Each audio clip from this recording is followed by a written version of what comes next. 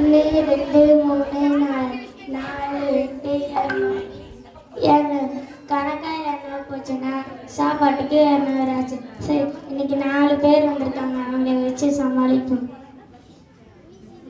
சரி, முதல் பேச வாங்க ஐயா, வந்து உட்காருங்க.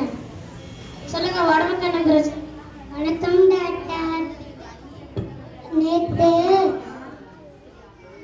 4 பீஸா 2 பர்கர் ஒரு சிக்கன் ரைஸ் நல்லா சாப்பிட்டேன் டாக்டர். ஆனால் எல்லாம் என் வயிற்றுக்குள்ளதான் கிடக்குதுங்க டாக்டர்.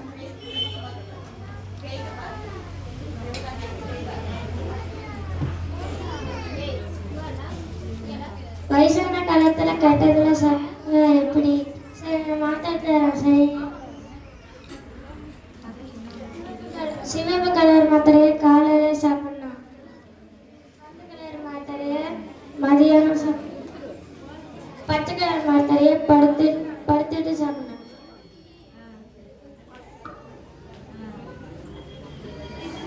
சரி, அடுத்த என்ன தேடுறீங்க? 2 சேர் இருக்கு, எதில் உட்காருன்னு பார்க்குறேன்.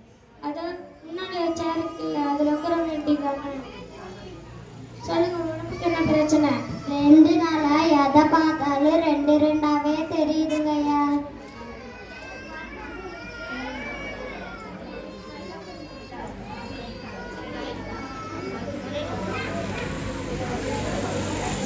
தெளிவா சொல்லுங்க. நான் காலையில ஒரு டீ கடைக்கு போய் ஒரு டீ நாயே கேட்டா. அவன் கேட்டதுக்கு ஏயா 2 டீ தரேன்னு கேட்டா. யோ என்னையா நந்தா நந்தா அப்படின்னு கேட்குறான். அப்புறம் வந்து ஒரு டீ தாயா இருக்கு, இதில் எங்கேயா 2 டீ இருக்கு அப்படின்னு கேட்குறேன்டா.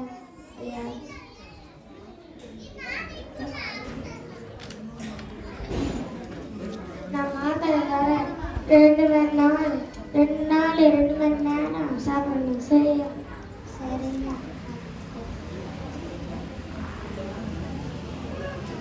அடுத்த பஸ் 3.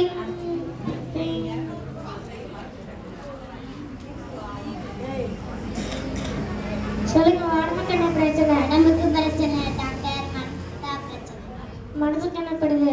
மனசெல்லாம் ஒரே படபடப்பா இருக்கு டாக்டர்.